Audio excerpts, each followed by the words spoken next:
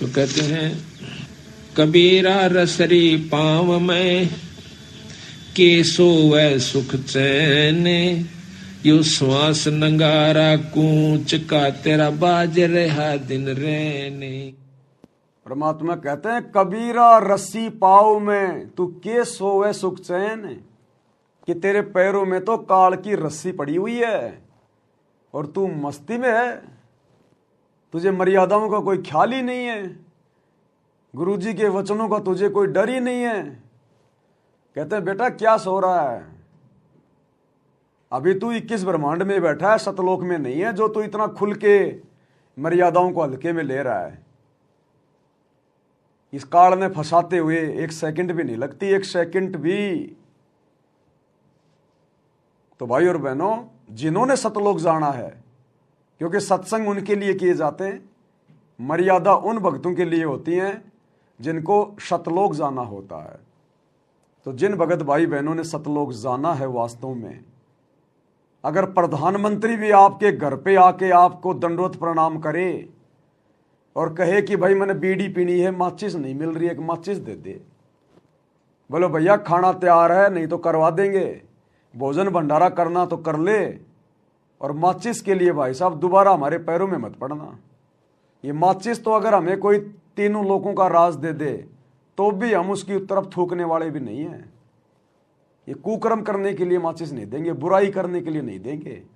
तने खाना बनाना है, तने सर्दियों में हाथ सेकने हैं तो माचिस ले जा, 2 ले जा, लेकिन बीड़ी सिगरेट पीने के लिए माचिस नहीं देंगे, उल्टे काम करने के लिए कोई चीज नहीं देंगे।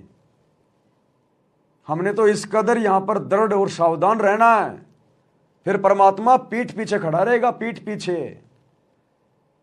21 ब्रह्मांड का काल भी हमारा बाल बाका नहीं कर सकता, फिर यहां की शक्तियों की तो औकात क्या है।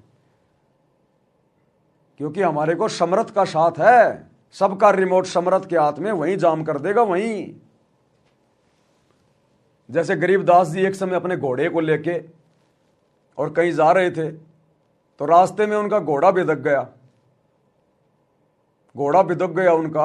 अब वो तो मालिक की लीला थी, उन्होंने बिदकाया, उनका घोड़ा बिदक गया और दूर भाग गया खेतों में। अब खेतों में लोगों की फसल खड़ी थी, घोड़े ने वो फसल अपने पैरों से बर्बाद कर दी।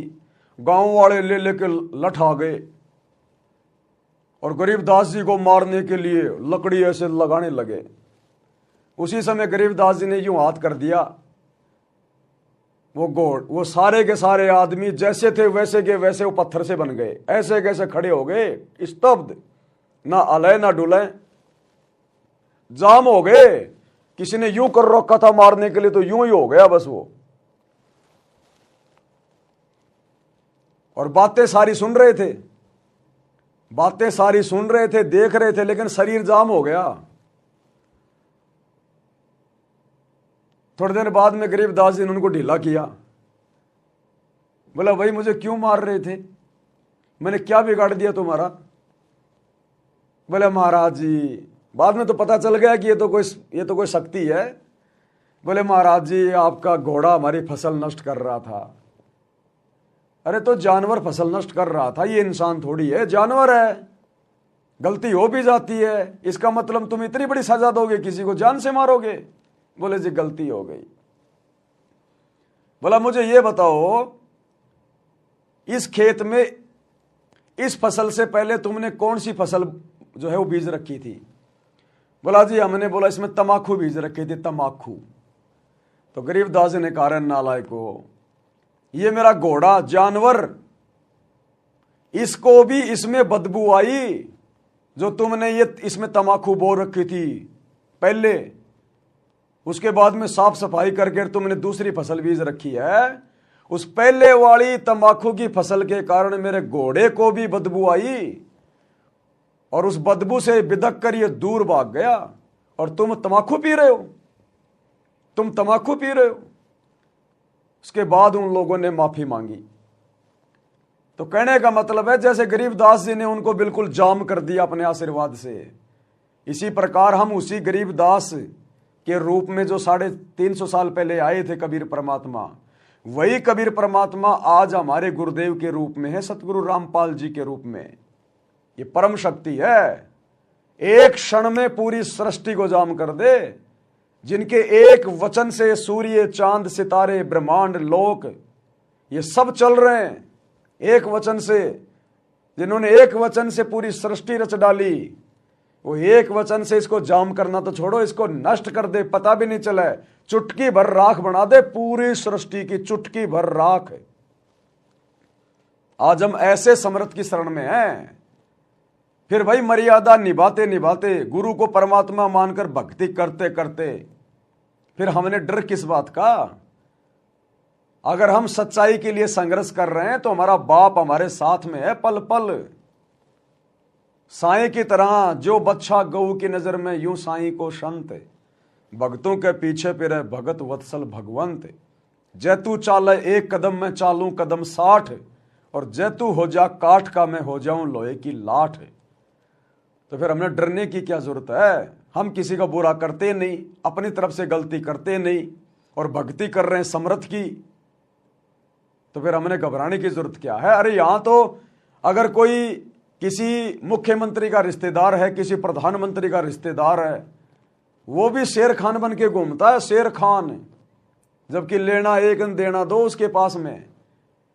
बस इसी बात को लेकर कि मेरा मामा सीएम है, ओ मेरा ताऊ जी विधायक है, इसी बात को लेकर वो फूले फिरते हैं।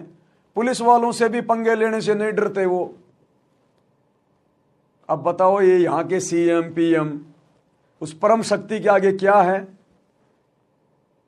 कुंभकर्ण के आगे चींटी, कुंभकर्ण के आगे जैसे चींटी है ना, ऐसे समर्थ परमात्मा सतगुरु रामपाल जी भगवान के आगे यहां के सीएम पीएम है, ब्रह्मा विष्णु महेश हैं।